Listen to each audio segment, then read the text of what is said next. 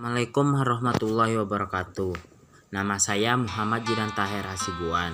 Saya dari kelas 10 MIA 1. Sekali ini saya akan menceritakan tentang hikayat pengembara yang lapar. Diceritakan kisah 3 orang sahabat, yaitu Kendi, Buyung, dan Awang yang sedang pergi mengembara. Mereka membawa bekalan makanan seperti beras, daging, susu, dan buah-buahan. Biasanya apabila mereka kelelahan, mereka berhenti untuk sekedar beristirahat atau hanya mengenyangkan perut. Jika di dalam perjalanan mereka bertemu sebuah desa, biasanya mereka akan singgah membeli makanan untuk bekal perjalanan. Pada suatu hari, mereka tiba di kawasan hutan belantara. Di kawasan tersebut, mereka tidak menemukan kampung atau desa.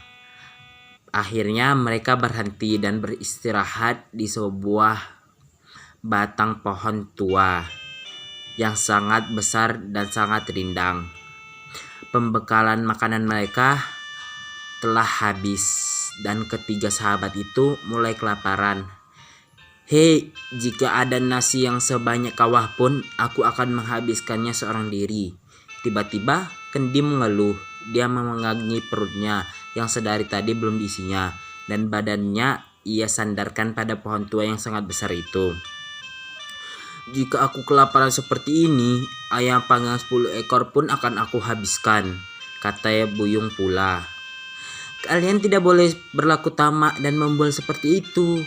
Aku pun juga kelaparan. Bagiku, nasi sepinggan pun sudah cukup untuk mengatasi kelaparanku itu," kata Awang. Kendi dan Buyung tertawa mendengar kata-kata yang diucapkan Awang barusan. "Hanya dengan nasi sepinggan saja, bagaimana bisa perutmu itu kenyang?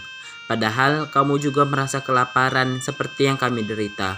Dari kejauhan ternyata pembualan mereka tadi didengar oleh sebuah pohon tua besar. Setelah mendengar keluhan tersebut, pohon yang merasa kasihan terhadap mereka mengugurkan 3 helai daun miliknya. Boom! Terdengar bunyi seperti benda yang terjatuh di telinga Kendi, Awang, dan Buyung. Mereka langsung berpencar mencari asal suara tersebut. Mereka mencari ke arah yang berlawanan. "Wah, ada nasi sekawah," kata Kendi heran dan menjerit karena ia kaget melihatnya. Dia menghampiri nasi sekawah yang masih beruap itu.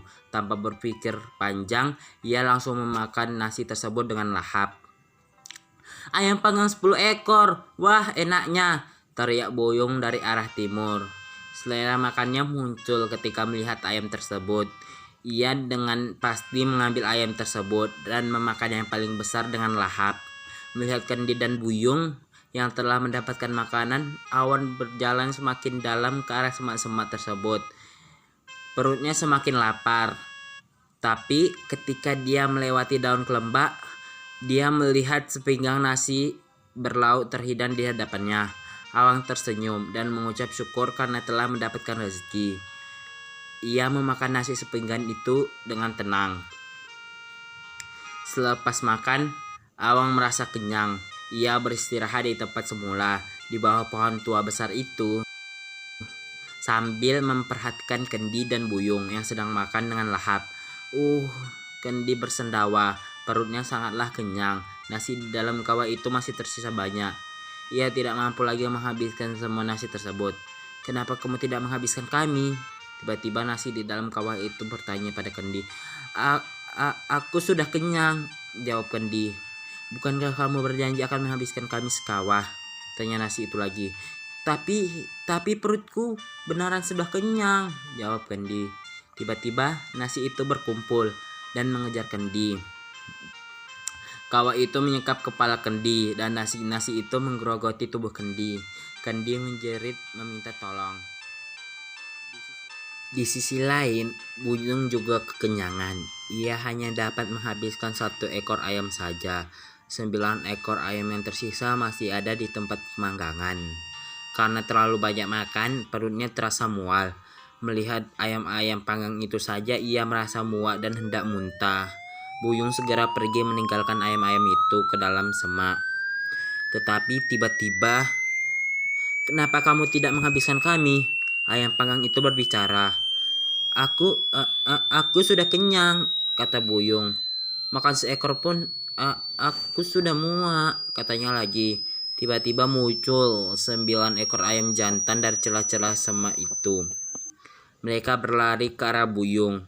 Ayam-ayam itu mematuk dan mengoyak tubuh Buyung. Buyung melompat-lompat sambil meminta tolong. Awang bagaikan mimpi melihat teman-temannya. Kendi meminta-minta tolong. Buyung melompat-lompat dan berguling-guling di atas tanah. Awang tidak dapat berbuat apa-apa. Ia sangat terpukau melihat kejadian itu. Akhirnya Kendi dan Buyung mati. Tinggallah Awang seorang diri.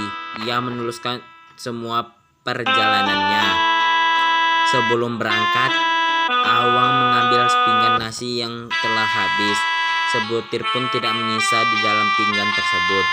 Piring ini akan mengingatkan aku supaya tidak berlaku sombong dan tamak.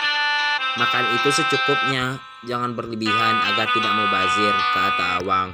Lalu ia pergi meninggalkan tempat tersebut seolah tidak terjadi apa-apa. Ya, ceritanya sudah habis. Kalau ada kesalahan saya mohon maaf, kepada Allah saya mohon ampun. Nun wal qalami wa ma yasturun. Assalamualaikum warahmatullahi wabarakatuh.